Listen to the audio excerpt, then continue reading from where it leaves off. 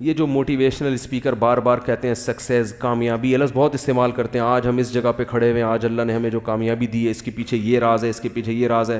کل کوئی صاحب مجھ سے ذکر کر رہے تھے کہ ایک موٹیویشنل اسپیکر ہیں, بڑی زبردست تقریر کر رہے تھے اور کہہ رہے تھے آج اللہ نے مجھے جو کامیابی دی اس کے پیچھے یہ راز ہے. میں نے کہا بھائی اللہ نہ کرے, اللہ نہ کرے آج ان کو لقوہ ہو جائے, اللہ نہ کرے, اللہ سب کو محفوظ, ان کی زبان بند ہو جائے تو کامیابی کہاں چلی گئی؟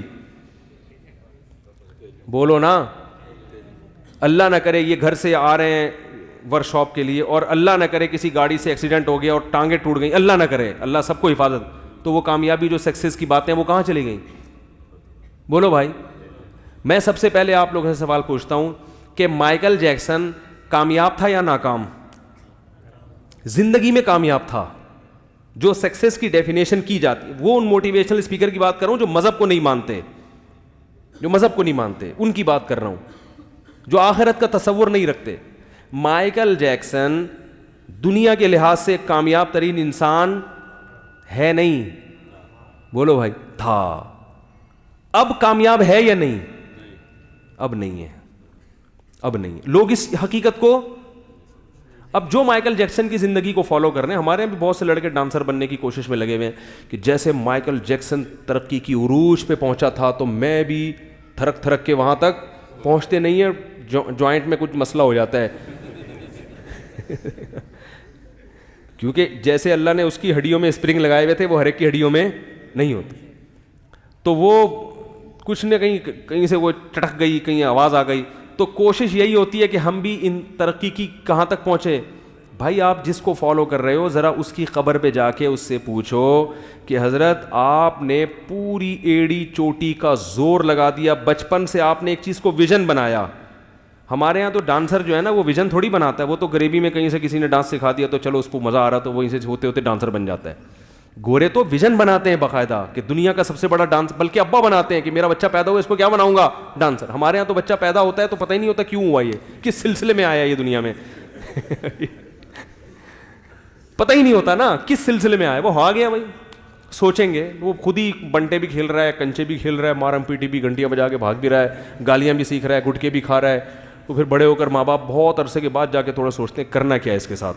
اب جب بگڑ گیا تو تبلیغ والوں کو پکڑ رہے ہوتے ہیں. تو گورا جو ہے نا, وہ ایک میاں بیوی کی شادی ہوئی نا, تو وہ شوہر ادیب تھا, ادیب جو بڑے شاعر اور ادیب ہوتے ہیں نا. اب ادیبوں کی اور جو رائٹر ہوتے ہیں ان کی عادت ہوتی ہے کہ ہر کلام بڑا شائستہ ہو اور بڑی تمیز سے, ایسے ہی بے ڈھنگے طریقے سے میری طرح پینڈوؤں کی طرح نہ شروع ہو جائیں جیسے میں شروع ہو جاتا ہوں, بڑی تمیز سے کیا کریں, بات کریں. تو وہ جب دلہن کے کمرے میں گیا تو اب اس نے کہا یار میں دلہن سے بات چیت کا آغاز کیسے کروں, کوئی تمہید ہونی چاہیے نا. تو کافی دیر سوچتا رہا, کافی دیر سوچنے کے بعد بیگم کا نام لے کے کہتا ہے جی وہ میری آپ سے شادی ہوئی تھی تو اس سلسلے میں حاضر ہوا ہوں میری آپ سے شادی ہوئی ہے اس سلسلے میں حاضر ہوا. تو کیا کہہ رہا تھا یار میں, ہاں مائیکل جیکسن کی قبر پہ جا کے پوچھو جو ڈانسر بننا چاہتے ہیں یا اس طرح کی دنیا حاصل کرنا چاہتے ہیں, ان سے پوچھو کہ مائیکل جیکسن کی پرانی ویڈیوز دیکھ کے, وہ تو آپ نے دیکھ لی, اب ذرا نئی ویڈیو بھی تو دیکھو نا جو قبر پہ جا کے بناؤ ویڈیو, اس سے جا کے پوچھو کہ یار تم نے پوری زندگی, اگر تمہیں پتا ہوتا 50 سال میں ہارٹ اٹیک سے یا کسی بیماری سے تم ایک دم مر جاؤ گے تو یہ کچھ کرتے تم؟ کہہ گا نہیں کرتا. کہہ گا جب کامیابی کا وقت آیا تو زندگی نے بے وفائی کر دی, زندگی ٹاٹا کر کے چلی گئی. اس وقت شیطان آپ سے کہے گا کہ میری زندگی تو ضروری نہیں ہے 50 سال میں مجھے چھوڑ کے چلی جائے, یہ تو اس کے ساتھ ایسا حادثہ ہو گیا. تو یاد رکھو جتنے بھی قبر میں ہیں نا ان سے جا کے انٹرویو لو, اگر ان کو زبان اللہ دے دے وہ سب کہیں گے یار ہمارا کوئی مرنے کا پروگرام تھا نہیں, اتفاق سے اچانک ہی مرے ہم لوگ. ان میں کوئی 1000 میں ایک ایسا ہوگا جو 6 مہینے سے مرنے کی تیاری میں لگا ہوا ہوگا, ورنہ سب کے ساتھ ایسا ہی ہوتا ہے. بیٹھے ہوئے ہوتے ہیں اور لیٹ جاتے ہیں, بیٹھے ہوئے ہوتے ہیں. اور پھر اللہ نے تو عبرت کا نشان ان لوگوں کو بنایا کہ یہ تو اپنی صحت کی ایسی کیئر کرتے ہیں کہ اس کیئرنگ کا تو ہم تصور کر ہی نہیں سکتے. ہم تو پتہ نہیں ڈالڈے کھا کھا کے ڈانسر بن رہے ہیں ہمارے یہاں اور گلوکار بن رہے ہیں اور فلموں کے اداکار بن رہے ہیں اور یہ سب کچھ کر رہے ہیں. ان کو تو ویسے ہی کوئی بھروسہ نہیں ہے, تم تو تھرکتے تھرکتے ہی نہ کہیں پھسل کے نہ مر جاؤ. تو یہ تو بہت ڈاکٹر 24 گھنٹے جن کے ساتھ گھومتے ہوں, ہر وقت ان کا بلڈ پریشر بھی چیک کیا جا رہا ہو, نبض بھی چیک کی جا رہی ہو, ایک ایک چیز ڈاکٹر, اور ڈاکٹر بھی یہاں کے نہیں, یو ایس اے کے ڈاکٹر.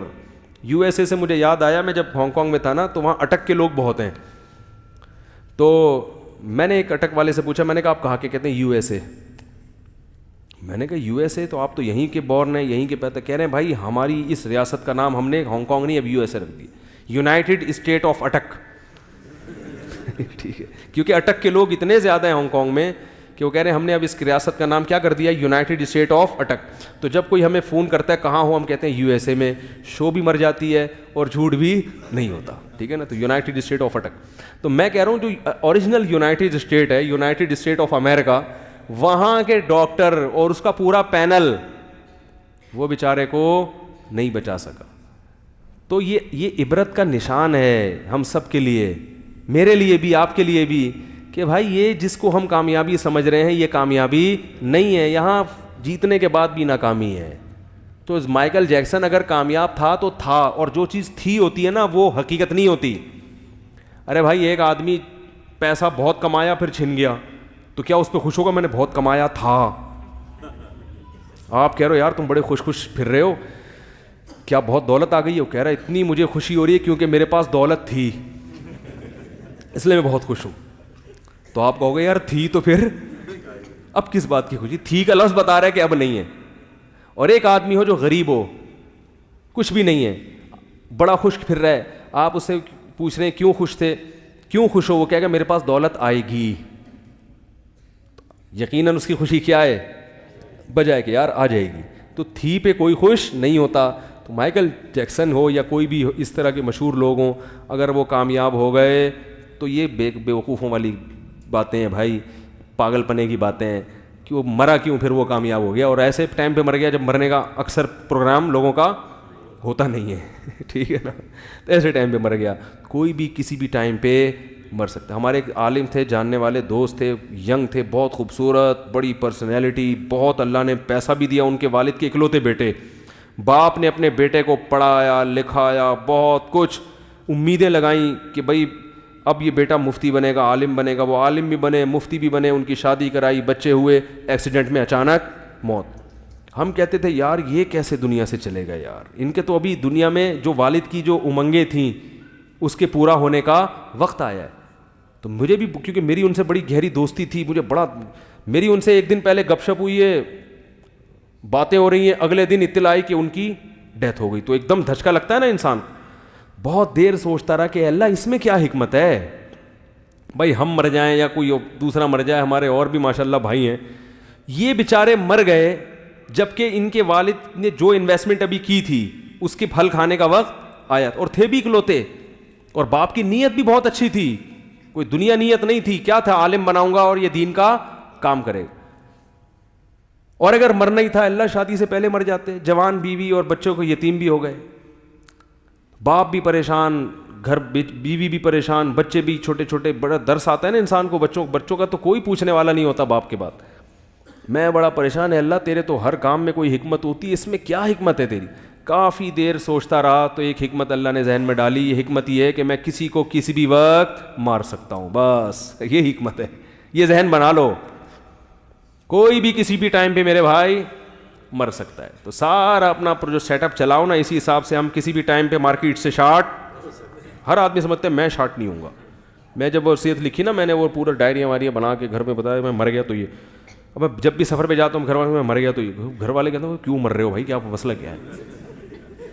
ایک دفعہ میں نے پہلے بھی واقعہ بتایا, جب حج کرنے گیا نا تو ہم لوگ مکہ سے مدینہ, ہم نے ایک ٹیکسی لی کرائے پر کہ مکہ سے ہم مدینہ کار لیتے ہیں نا کرائے پر. وہ ڈرائیور عرب تھا, اس نے کیا کیا, اب مکہ سے مدینہ ہم نکلیں تو اس نے نمبر پلیٹ پہ چڑھایا کپڑا, وہ سعودی تھا, کپڑا چڑھایا. ہم نے کہا خیر نہیں ہے, کیونکہ وہ جب آپ اوور اسپیڈ ہوتی ہے نا گاڑی تو وہ کیمرے سے ٹریس ہو جاتی ہے, نمبر پلیٹ پہ وہ کیمرہ لگتا ہے. وہ اس نے چڑھا دیا کیا, کپڑا. ہم نے کہا اللہ خیر کرے, اب یہ بھگائے گا.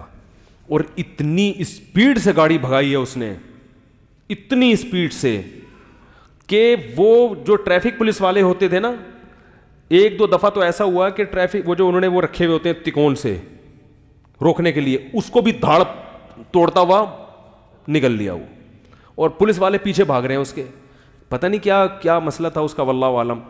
تو میں نے کہا بھائی کہیں بھی یعنی کوئی زخمی ہونے کا آپشن نہیں ہے ابھی, یا تو ڈائریکٹ اگلے جہان میں یا مدینہ. تو مجھے متنبی کا ایک شعر یاد آ رہا تھا, ضربت بحتی ضرب القمار اما لہذا و اما لذا. متنبی ایک شاعر گزرا ہے 3ری-4 صدی ہجری کا, وہ اپنے قصے سناتا ہے نا, میں نے بڑے لمبے لمبے سفر کیے ہیں, بڑے لمبے لمبے صحراؤں کو میں نے, اونٹنی کی تعریف کرتا ہے اپنی, الا کل ماشیۃ الخیدلا فدا کل ماشیۃ الحیدبا. کہہ رہا ہے وہ جوان خوبصورت عورتیں میری اونٹنی پہ قربان. لوگ عورتوں کی تعریفیں کرتے ہیں نا شاعری میں, کہہ رہے ہیں میری جو اونٹنیاں ہیں انہوں نے مجھے بڑے بڑے صحرا کیا کیے ہیں, پار کروائے ہیں, جنگوں میں میرا ساتھ دیا ہے. تو اپنی اونٹنیوں کی تعریف کرتے ہوئے کہتا ہے کہ میں نے اس اونٹنی پہ بیٹھ کے جوئے کھیلے ہیں. کیسے کہ میں نے بڑے بڑے لمبے صحرا عراق جاتے ہوئے وہ میں نے عبور کیے ہیں. ایسے صحرا تھے اما لہذا و اما لذا, یا تو میں وہیں بھوک پیاس سے اونٹنی کے ساتھ مر کے میری قبر بن جاتی, یا میں اپنی منزل پر پہنچ کر کامیاب. پھر آگے کہتا ہے جب میں کئی ہفتوں کا اور اندھیروں کا سفر اور صحراؤں کا سفر کر کے اونٹنی پہ, اور اپنی اونٹنی کی تعریف کر رہا ہے کہ وہ بڑی اونٹ بڑا زبردست جانور ہے, بڑی وفا کے ساتھ سلولی چلتا رہتا ہے, چلتا رہتا, تھکتا نہیں ہے. یہ جو صحابہ پوری دنیا پہلے اونٹوں پہ بیٹھ کے تو پہنچے ہیں, یہ تو کہہ رہی یہ اونٹنی وفا کرتی ہے اور چلتی رہتی ہے چلتی رہتی ہے چلتی رہتی ہے. میں تھک گیا مگر اونٹنی نہیں تھکی. ایک وقت آیا میں نے فقلنا لها اين ارض العراق فقالت ونحن بتربانها. میں نے پھر اونٹنی سے پوچھا کہ بتا عراق کی سرزمین کتنی دور رہ گئی ہے, تو وہ مڑ کے کہتی ہے ونحن بتربانها, بس عراق کی مٹی میرے پاؤں سے لگ رہی ہے, پہنچنے والے ہیں عراق. تو وہ جو اس نے شاعری کی ہے نا, ضربت بحتیھا ضرب القمار اما لہذا و اما لذا, کہ میں نے جوئے کھیلے ہیں اونٹنی پہ بیٹھ کے. جوئے کا مطلب لمبے سفر کیے کہ یا تو موت یا کامیابی. تو مجھے شعر یاد آ رہا تھا کہ یا تو مدینہ پہنچ کے قبر رسول کی زیارت ہوگی, 50,000 10,000 نمازوں کا ثواب ملے گا, یا ڈائریکٹ جنت. تو اس وقت میں نے گھر میں کال کر کے 2-4 جلی وصیتیں لکھوائی کہ 1-2 رہ گئی تھیں. میں نے کہا بھائی گھر والے پریشانی ہو کیا رہا ہے, کیا موت کے کنویں میں چھلانگ لگا رہے ہو بھائی, یا سعودی حکومت نے کوئی قصاص کرنے کے لیے. تو میں نے کہا ڈیٹیل بعد میں, کیونکہ وہ سمجھ میں نہیں آتی نا. میں نے کہا ڈیٹیل بعد میں, ویسے ہی لکھوا دی میں نے, وہ جلدی لکھوائی. کیوں؟ مقصد بتانے کا یہ ہے کہ بھائی کوئی کسی بھی وقت مر سکتا ہے. تیز رفتار گاڑی میں تو ویسے ہی چانس زیادہ ہے. آج ہمارے ایک رشتہ دار بائی روڈ آئے پنجاب سے. میں نے کہا آپ بائی روڈ کیوں, بائی ایئر کیوں نہیں آئے؟ کہہ رہے ہیں یار جہاز میں نا آپشن نہیں ہے. کہہ رہے میں کوشش کرتا ہوں بائی روڈ ہی. وہ کہہ رہے ہیں یار روڈ میں ٹکر لگے گی, کلابازیاں کھائیں گے, تھوڑا سا ادھر سے یوں پکڑیں گے جا کے, ادھر سے کھڑکی پکڑیں گے, تھوڑا سا باہر نکلیں گے, ایک آدھ ٹانگ ٹوٹنے چلی جائے گی, بہت کم چانس ہوتا ہے کہ بالکل ہی مر جائیں. کہہ رہے جہاز میں جب وہ جنید جمشید بیچارے کا واقعہ ہوا نا, کہہ رہے وہاں تو بس بیٹھے تھے اور پھر غائب, باڈی بھی نہیں ملتی. تو ہر شخص نے مرنا ہے اور کچھ پتہ نہیں کون کس ٹائم مارکیٹ سے شارٹ ہو جائے. اس میں بڑے بڑے لوگ, ڈاکٹر بھی مر جاتے ہیں. میرے والد صاحب بتا رہے تھے, ڈاکٹر صاحب وہ کر رہے تھے ڈائیگرام بنا کے نا, بتا رہے تھے کہ لوگوں کو نیوی میں نا, میرے والد صاحب نیوی میں تھے, نیوی کے آفیسرس کو بتا رہے تھے کہ ایسے ہارٹ اٹیک ہوتا ہے. اس دوران ان کو ہارٹ اٹیک ہوا ہے اور ڈیتھ ہوئی ہے. ڈیتھ کا تو مجھے پوری طرح یاد نہیں رہا, لیکن ہارٹ اٹیک اسی دوران ہوا ان کو.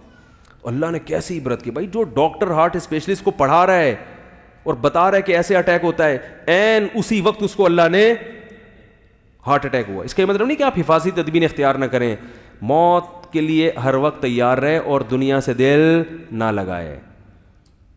تو یہی ہے کہ بھائی گناہ سے ہمیں کیا کرنا چاہیے, بچنا چاہیے. اللہ تعالیٰ عمل کی توفیق